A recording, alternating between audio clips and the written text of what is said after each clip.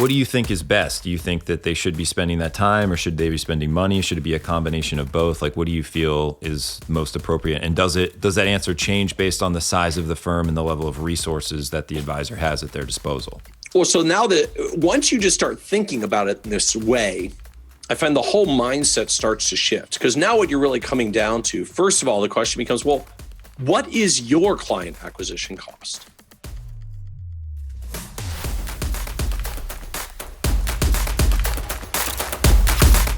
Welcome to the Model FA. Today I have the esteemed Michael Kitces here on the podcast. Michael, thank you so much for your time. My pleasure, Patrick. I'm excited to be on and talk advisor marketing and business stuff. It's always fun stuff to talk about. We have an unlimited number of things that we could talk about. I think where we should get started, though, because I get a lot of questions about this. I've written some blog posts, put together videos, and had other podcasts and discussions around it. It's the idea of client acquisition costs and lifetime value. And I know that you're a big fan of advisors picking a niche and focusing their effort and their messaging on a particular segment of the consumer market. So what are your thoughts? I mean, how much should an advisor be willing to pay for a client? And also, is it important for them to narrow their message and narrow their focus to a niche? And does that inform maybe how much they would be willing or should be willing to pay? It's a great question. This is an area, like, I find if you talk to anyone that runs a business outside of the world of financial advisors, like any other industry, it's fairly standard to talk about things like client acquisition costs and lifetime client value. And in our industry, like, these terms are basically non-existent. Like, I think we probably need to just explain what some of these terms mean and even level set. Yeah, good idea. Out of the gate. So, because there's so much you can do with this from the perspective of how to think about growing your business as an advisor that we don't do, because we don't have the right language and the right terms to think about this like a business. Mm-hmm. So client acquisition costs, classically, is, as the name sort of literally implies, like, how much money do you spend to get a client? Like, if we add up all the different marketing costs, the dollar spends, some firms will look at this holistically and do like an all-in client acquisition cost, which is even the cost of all my marketing staff and the rest. Yep. Then most firms will also look at like a hard dollar client acquisition cost, like spent $5,000 on ads, got 2 clients. Yep. So on average, I spend $2,500 per client that I acquired. That's a client acquisition cost. Mm-hmm. Now the question always is, well, what should you spend in client acquisition costs to make this a good deal? And the answer is, well, it depends how much profit you're going to get from your client over time.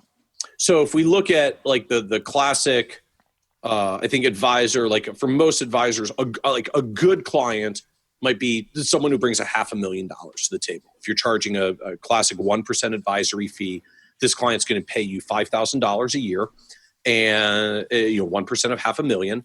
And most advisory firms, well run on the AUM model, typically see like 96 to 98% retention ratios. So like only a few clients turn over every year. So the way we can think about this from just sort of the business math perspective. So if I pick this in the middle, like I've got a 97% retention rate.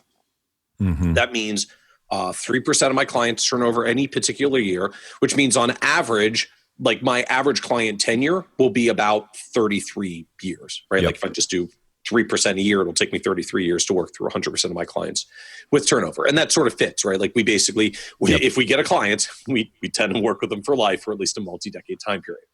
So what that means is, if my client's got $500,000 of assets, I'm going to charge them $5,000 a year, and my average client's going to stay with me for 33 years at a 3% attrition rate. Yep. That means the average client that I bring in is going to pay me over time $167,000 in cumulative fees. Yep. Now, to be fair, it's actually probably even a bigger number than that, because if we're charging AUM, markets tend to grow over time. Usually they grow by more than what clients are spending. Otherwise, they go broke too soon. So that's actually probably even a low number. Agreed. But let's kindly round it up to $200,000 of cumulative fees. So, first thing that usually sets in is like, okay, taking my clients for $200,000 is like a lot of money. So I better provide some hella good services over the next 30 years to justify the fact that I'm going to get paid $200,000 cumulatively. So, that's what we all try to do as businesses, right? We want to deliver enough value to justify the fees that we're charging. But what that means from the business perspective is like getting a client might be $200,000 of revenue, but I don't get to keep all $200,000, right? Because a whole lot of this is cost to deliver my services. Right now I need an office space and technology and staff and all the things that go with that, which is why we get down to advisory firms that might only have 20 or 30% profit margins. So if I pick the middle of the road there and I say I'm going to get a 25% profit margin off this client, what it still means is that cumulatively over the next 33 years of my average client tenure, I'm going to drive $200,000 of revenue, and I'm going to keep about $50,000 of that, or 25% of it, as my profit margin to me.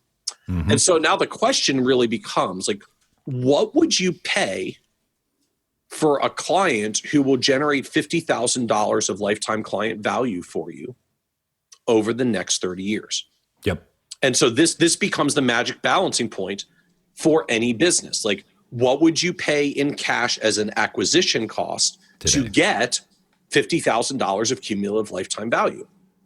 Now, this sort of leads you into interesting directions. Like the first answer would basically be, look, if I can spend $49,000 to get a $50,000 lifetime client value, like I'm literally minting money for myself. Now, to be fair, I have to pay the $49,000 now to get the client. The $50,000 is going to come over time. We can and probably should discount a bit for time value of money. So you don't really go all the way to like $49,000 spend for $50,000 client. But what it quickly takes you to is like, I could easily spend $5,000 or $10,000 per client and happily mint money in the long run, because I'm spending $10,000 to get someone that generates $50,000 of lifetime client value profit, which even on a time value money discounted basis still means like the faster I can spend $10,000 per client, the more money I'm making in the long run. And it doesn't even count the salary that you're going to be paying yourself potentially from that client and those clients who are similar. Right. We're just dropping this all to the bottom line as profit margin. So if you work in the business as well as on the business, because you're a solo and you're taking home 60 to 80% of revenue between what you get in the business and from the business, now all of a sudden, like your lifetime client value is $150,000 in some combination of your salary in the business and your profits from the business. So like you could pay $100,000 per client and you will make money in the long run. Now the interesting phenomenon that starts cropping up from this, like remember, we're still talking about a $500,000 client.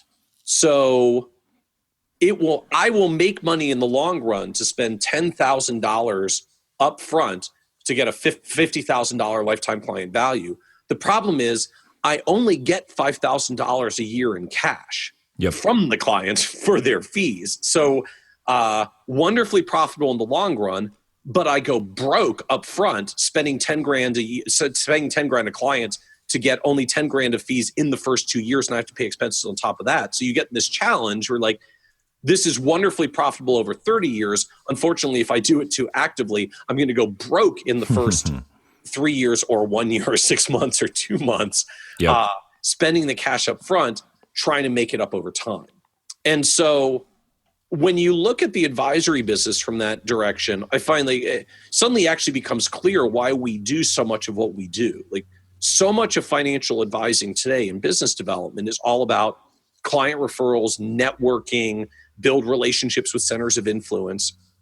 And we do that because it brings down the hard dollar client acquisition costs. In essence, it turns it into a soft dollar acquisition cost. You see, like my firm is awesome because I only spend 2% of my revenue on marketing and I got all these new clients in.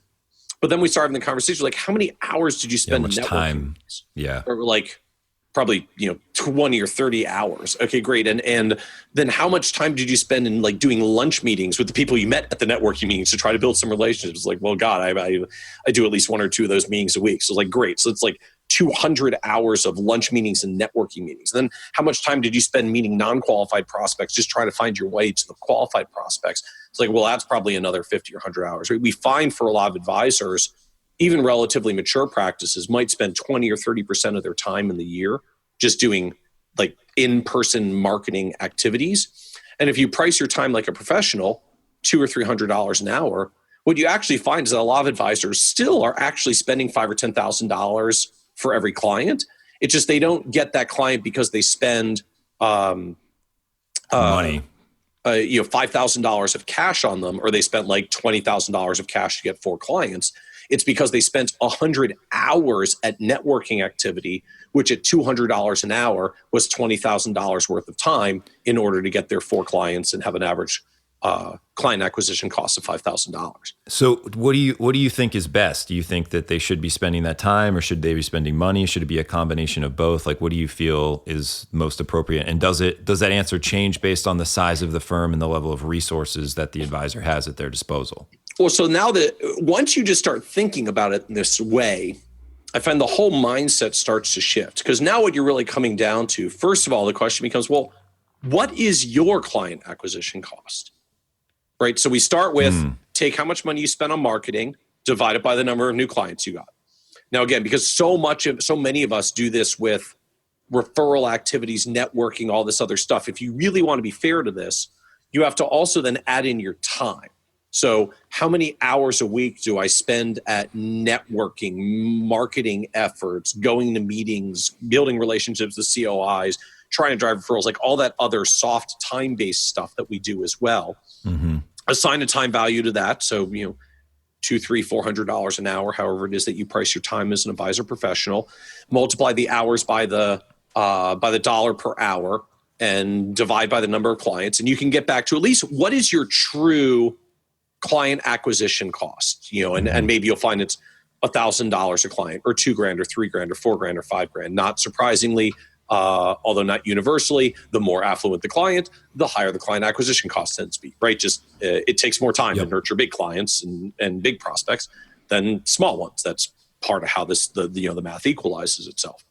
So once you start thinking about your time and your aggregate dollars, now you can actually just sit down and make a business decision. Okay, the average client has a client acquisition cost in my practice of about $3,000. That's some combination of my time, my marketing spend dollars, my staff, and all the rest. So now you can actually have a good business owner thinking discussion of, is this the best way to get clients? And could I come up with anything that might bring a client for less than $3,000 of some combination of my cash and my time? Mm-hmm. So maybe you want to hire someone to delegate some marketing tasks, right? Like if I can take 20 hours a year of marketing stuff I do on my time and outsource it to someone else, and my time is $200 a time, but their time is $100 an hour instead, then all of a sudden I save $1,000 on my marketing costs, and that brings my client acquisition costs down by a couple $100 for all the clients. Creating leverage. And like now my client acquisition cost is getting cheaper. What we find in practice, and we're actually starting to do some advisor research to try to validate and demonstrate this. What we actually find is most advisors we're so untargeted in what we do, right? We just kind of do lots of networking meetings with lots of people, trying to build lots of relationships in the hopes that some of these people will like us enough that they'll do business with us or send us a referral, that we're really inefficient about it. And that what I'm seeing from a lot of firms is the firms that actually decide, rather than doing this inefficient time version of client acquisition costs, I'm actually going to spend some cash on it, often end out with lower client acquisition costs because, frankly, in the modern world, particularly in like a digital marketing world, you can do some crazy hyper-targeted stuff and get really efficient in your marketing and bring your client acquisition costs down. But the constraint is you kind of raise, like there's a resource constraint, right? When I look at most advisory firms from this perspective, what I really see are most advisory firms are severely cash constrained. They don't have the money to do targeted, efficient marketing strategies where they spend dollars to target. So we end up doing inefficient but non-cash client acquisition strategies, like let's go to lots of networking meetings and talk to people and do all that stuff. because we're trying to figure out how to get clients without spending the cash up front, because we may not have the cash. But the one nice thing about an advisory business early on, you may not have a lot of cash, but you have a lot of time. Yeah, because you don't have a lot of clients yet, so you've got some time. And then the pain point that starts to come for some businesses is then you grow for a while, you actually do get more clients, you don't have so much time anymore, and suddenly you hit this crossroads in the business where I have to decide, just am I going to shift my marketing because it's all based on my time and I don't have so much time anymore. But I'd encourage advisors to actually think about it from a more pure business perspective. Look, my average client acquisition cost was $3,000 because on average it took me 15 hours, right? I spent 150 hours last year on marketing stuff. I got 10 clients. So it's 15 hours per client. $200 per hour means I'm spending $3,000 a year in time value on a client. If I spent some cash, could I do it for less? If I reinvested some of my cash flow profits, I will free up my time or just be able to get clients when I don't have any more time. And I might actually do it at a lower client acquisition cost. For most advisors, it feels painful. Like, oh my God, I have to start spending money on marketing. I've never spent on marketing before. This is so much more expensive. Mm-hmm. Actually, it's often cheaper. Not to pump up dollar spend marketing and diminish networking activity. There are a lot of bad paid marketing strategies and a lot of really good networkers out there. But most advisors, I find, like, once you assign a time value to all the time you spend, you discover like your client acquisition cost is thousands and thousands of dollars. And there are, as a business owner, other ways to make resource decisions with some combination of your cash and your time that might actually get clients at a lower cost and grow and scale your business faster. Hey, Model FAs. This podcast is all about helping you grow your business. So I wanted to share a new tool that we created to help you do just that. It's a webinar, and it's going to show you how to add 2 to 3 plus new clients to your practice with consistency, and in some cases without even spending any money. You can check it out at get.brewerconsulting.co/webinar. Again, it's get.brewerconsulting.co/webinar. We'll look forward to seeing you there. What I've found is that advisors, they understand the time investment to develop relationships and get clients, and they're willing to put the time on the line, go to networking meetings, get coffee, understand that it's a nonlinear cycle whereby somebody purchases financial services from them. But a lot of them think that marketing, whether it's traditional forms of marketing or digital marketing, is something that happens overnight, where you just get leads and those leads show up at their door with a bag of money, and they're not willing to realize that it's a snowball that rolls down the hill and eventually picks up more snow, gets more momentum. So why do you think there's that disconnect there in the advice business? Or do you disagree? And have you seen advisors maybe take a different perspective? I largely agree. Like, marketing strategies done well tend to build brands, and strong brands reduce client acquisition costs because people just buy because of the brand. And that's part of why it pays to invest in brands. I mean, in the aggregate, like, why does someone spend $5.2 million on a Super Bowl commercial when most businesses aren't exactly going to be like, hey, I ran an awesome Super Bowl commercial. Are you ready to give me your life savings now? It doesn't work that way, but it does build your brand, and it does build a positive impression of your brand. And if you're large enough as a company, you can actually spend a lot of money just building your brand so that people trust it and are familiar with it and are comfortable with it. And the reason they do it, just from the pure business perspective, is it ultimately reduces client acquisition costs. Yep. And I think that model does actually hold in the advisor realm. We maybe don't do Super Bowl commercial level brands, but you talk to an advisory firm that's, the leading firm in town and has been doing it for 15, 20, 30 years and like is the go-to firm in town and gets a lot of the big clients in town. Like, that's why it works. Yep. Right? They weren't the firm that just had clients show up at low cost in year one because no one knew who the heck they were. But after 5 and 10 and 15 years of building their brand and getting established, their brand is known, and the brand brings down the client acquisition costs and makes this more palatable. So I think the challenge for a lot of firms is sort of twofold. Like, the bigger your brands, the better or easier this tends to go. And, the marketing actually helps build the brand. But if you're getting started early on, sometimes the results come a little slower and are a little harder, right? The sort of the practical translation, like if you're a new firm, it might cost you $3,000 or $4,000 of client acquisition costs to get a client. If you're a well-established firm with a great brand, you might find that because of all those years of brand investment and brand equity, now it only costs you $1,000 or $2,000 of marketing dollars to get a client because your brand is supplementing the cost to acquire clients. But it's important just even to think about it that way, because you start framing your business decisions and your marketing decisions differently when you think about it in these terms of sort of dollars and cents and client acquisition cost numbers. But I think the biggest challenge is, as you sort of highlighted, is for a lot of advisors, just we're not used to spending dollars on this stuff. Yeah. So the minute we start spending dollars when we weren't valuing our time, it feels sort of like, oh my God, I spent $1,000 on that marketing strategy, which was $990 more than the Starbucks coffees I usually spend on marketing strategies. Like, I spent $1,000 and I didn't get a client. This sucks. Marketing's terrible. Like, $1,000 was a lot of cash, and it is a lot of cash. But like, well, let's go back to your time. You were spending $3,000 on client acquisition costs already. Yep. In your, really time-consuming and efficient networking strategy thing. So first and foremost, let's start by at least spending $3,000 and seeing if you can get the same one client with cash that you do with your time. Agreed. If you spend $4,000 and you get 2 clients, that feels like a horrifically high spend if you've never done it before, but you actually just cut your client acquisition cost by a third, because $4,000 for 2 clients is $2,000. And you were spending $3,000 in your time. Yep. And so I don't want to diminish sort of the resource decision that you have. I've only got so much cash, so I can't do all this cash spending on client growth. If I don't have enough cash, I might have to do some of it with my sweat equity and time. But start by thinking about it in terms of, what is my all-in client acquisition cost, both dollars and time, so that at least if you're going to do a marketing spend, you're giving it a fair shake.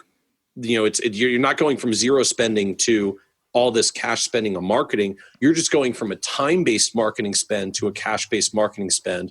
Now let's put both strategies in parallel with similar spends, and see which one produces 2 clients and which one produces 3 or 4. And now you're getting an efficiency difference. Yeah, and the other thing is, there's actually some good data to figure out how much advisors are willing to spend to acquire a client, just given the demand for inorganic growth. So, I mean, if you look at that same $500,000 account, an advisor might be willing to pay whatever 2.4 to 3x revenue is for that $500,000 account.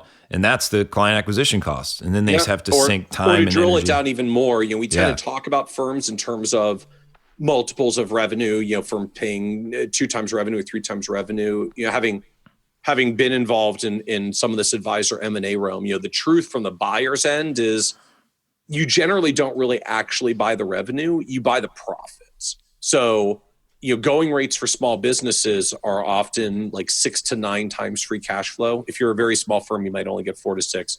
Sizable firms tend to get 6 to 9 times cash flow. So if you're running a traditional advisory firm that has a 25% profit margin, which is fairly average these days, if you pay 8 times a 25% profit margin, you end out at 2 times revenue.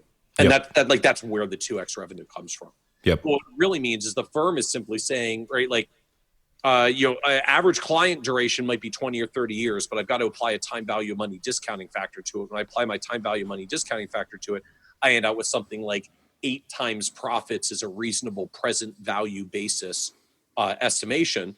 But you still come back to the same things. Like my $500 million client gives me $5,000 a year of revenue. If I've got a 25% profit margin, then I'm essentially doing $1,250 of profits. And so if I 8x the free cash flow, my lifetime client value is $10,000, which also just happens to be 2 times the revenue. And so even if you look at that from the M&A perspective, like, if a firm will buy that $500,000 client for cash of $10,000, what would you spend to get the client?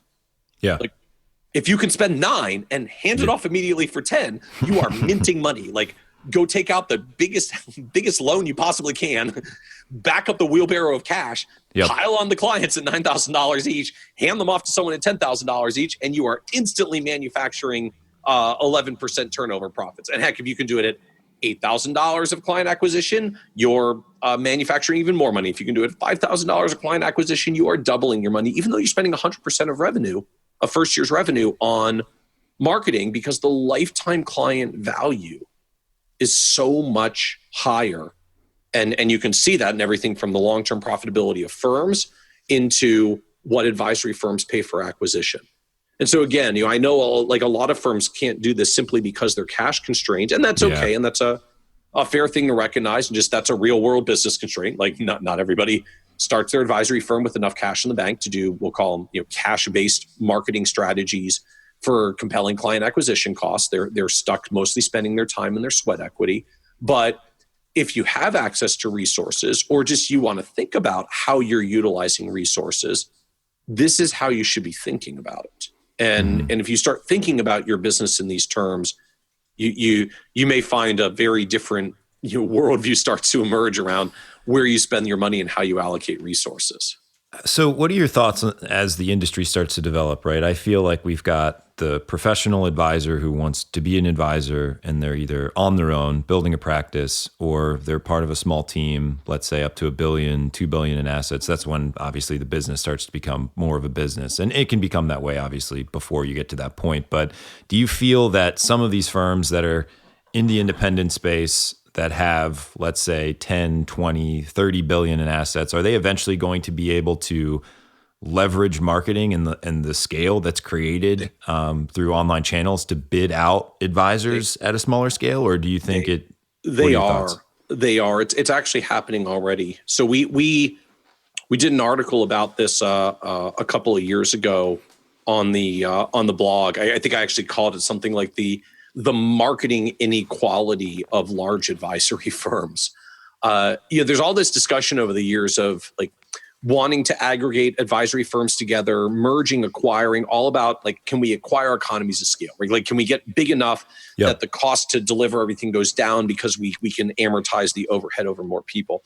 And the irony, actually, when you look at advisory firm benchmarking studies of firms that are like, from 150,000 of revenue all the way up to $15 million of revenue, the average overhead cost of advisory firms is almost exactly the same up and down the line.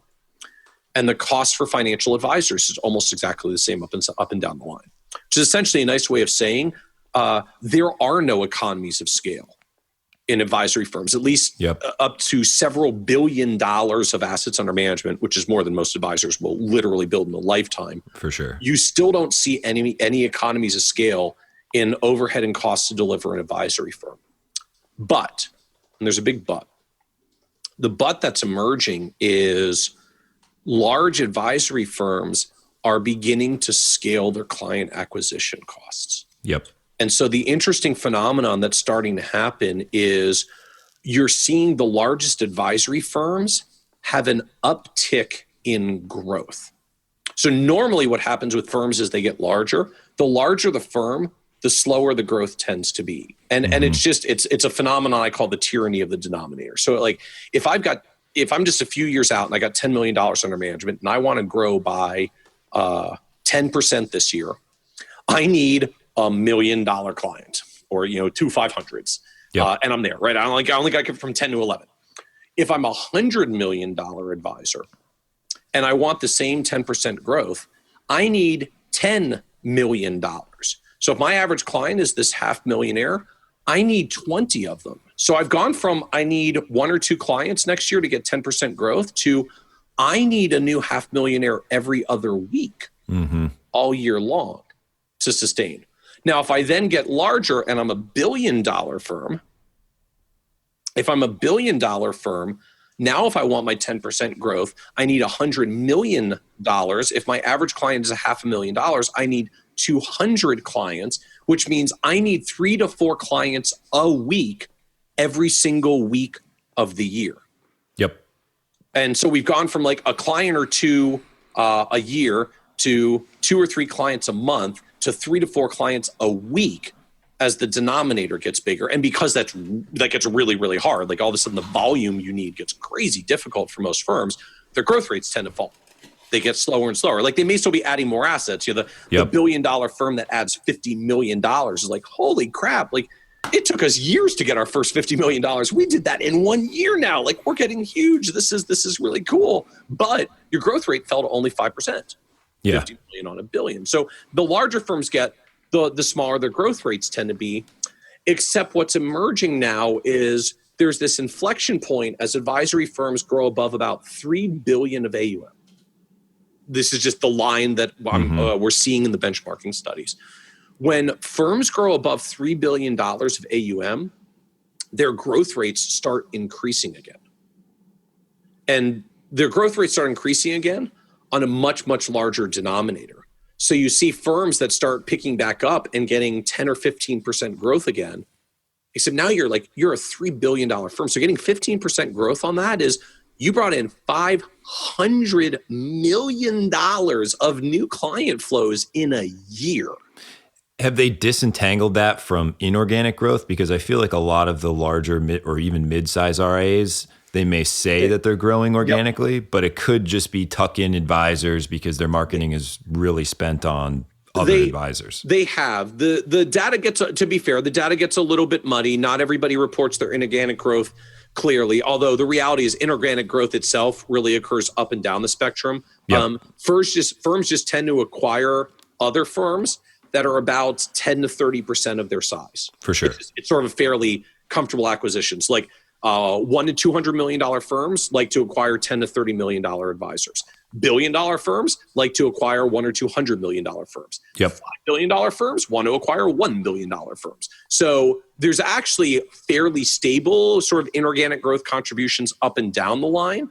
But what you still see is once the firms start getting above about $3 billion of AUM, the growth rates start picking up in what appears to be just over and above. What do you think's driving what's that? Happening on the organic side? What's happening is they finally get large enough. It's like, you know what? We can have a marketing director and a marketing staff of 3 to 5 and spend a couple $100,000 on marketing, which is, man, it looks to me if I'm at $3 billion and I'm charging 1%, I've got a 30 million revenue company. So if I'm going to spend just 3% of my revenue on marketing, it's almost $1 million of cash. So I can hire multiple full-time staff members and then put $500,000 into advertising, because if I can get clients at $5,000 per client acquisition cost, I bring in 100 of them. And if they're $500,000 each, that's $50 million right there. Yeah. And if I can do it at $4,000 or $3,000 of client acquisition costs, because I get a little bit more efficient about this, suddenly I bring in $100 to $150 million of new assets. And if I can really figure out how to get efficient and scale my marketing, which is what some of these firms end up doing, the more dollars they plow in, the bigger they get and the faster the growth happens. If you want kind of the penultimate example of this, it's Ken Fisher. Oh, yeah. Yeah, it's just a digital marketing agency. They're closing in now on $100 billion under management. And Ken Fisher's firm is a marketing machine. It's a marketing spend machine. Yep.